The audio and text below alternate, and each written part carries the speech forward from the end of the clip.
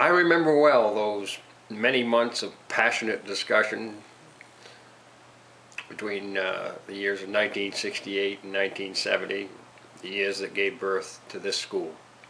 The country was awash with calls for many changes, social, political. And a small group of us parents wanted changes in the way our own children were being educated. Soon it became apparent that we would have to start our own school. That July in 1970, volunteers appeared from nowhere to help us build the school for our children. If it hadn't been for the outpouring of volunteer effort, the school would not be what it is today.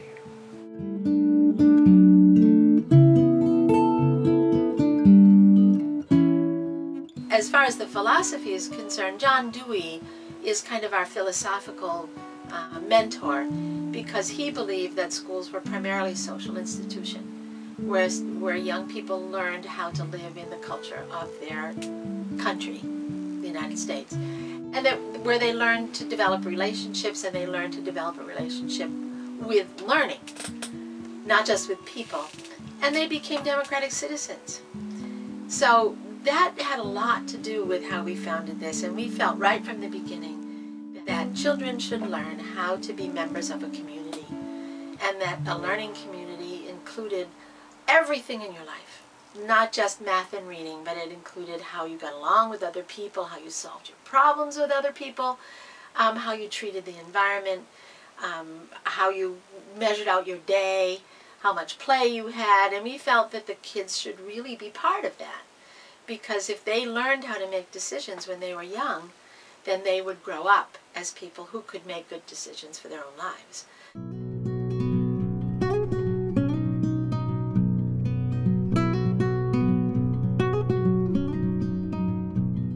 Pound it to a knot, like that.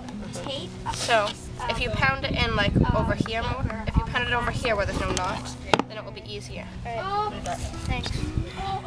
Holistic education is teaching children how to be human and helping them discover who they are and how they fit into this world. There's something that we do in school around us called All School Meeting, which we bring agenda items, which is something that the kids are able to speak freely about and how they feel about something that's going on in the school. Everyone has a voice and a say. Everyone's ideas are equal, kindergarten all the way up through 8th grade.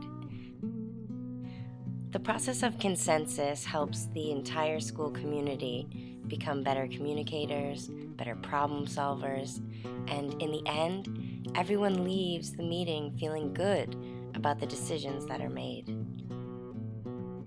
What I love about working in a holistic setting is that I can come in with an idea and share it with my students, and if they're not 100% behind it or want to go that way, they can help me reshape the lesson to meet their needs.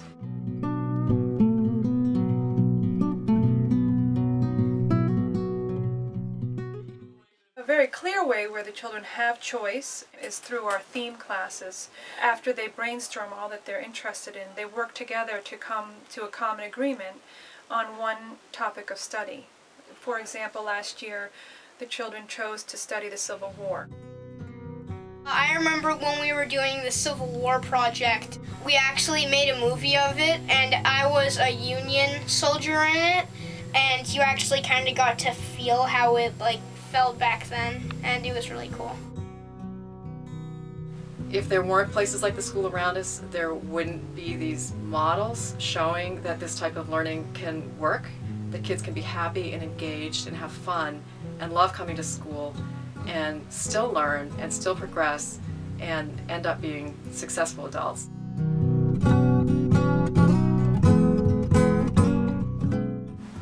There is a strong belief from the moment this school began that a lot of what children learn about life happens during play. And that if adults can keep their hands off the kids' play, which sometimes they have a hard time doing, and let them settle things for themselves and let them work things out in their play, that there's a kind of learning that becomes in your bones, not something you mentally know and are afraid of. I liked making like the arts and crafts Robin Hood hat and the uniform, and going on a quest to get the king's jewels back that have been stolen. I read an article by Richard Louv, who wrote Last Child in the Woods. And the story is that this child's parents didn't know what to do about their son because he was failing in school. He got kicked out of school. He just couldn't pay attention in the classroom, and so they recognized that when he was outdoors, he thrived and he was calm, and so they educated him in that way, and they let him be outside and they let him explore. And he continues to say that that young boy was Ansel Adams. And I look at our children and I wonder which one of those might be the next Ansel Adams.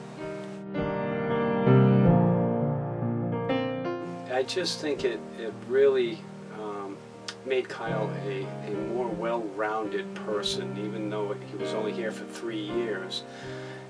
As far as I'm concerned, it was the best 3 years of schooling that he's had other than college.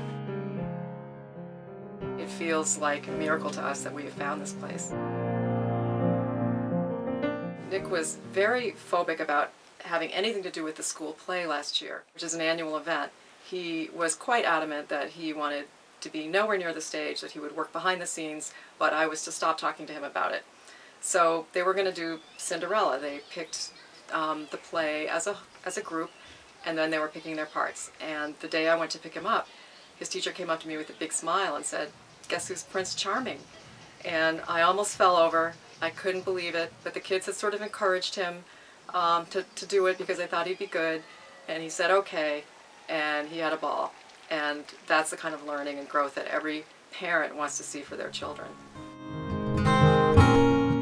The difference between the kids who come to us from the school around us and from the other schools is so noticeable.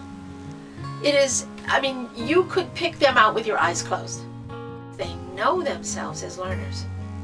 They know who they are.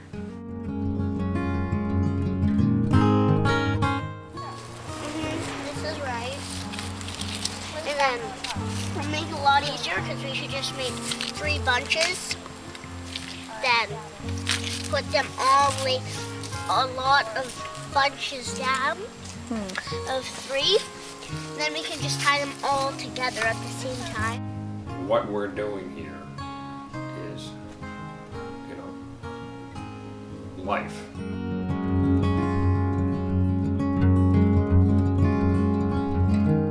I like everything about school around us. I can read 3 books at my house.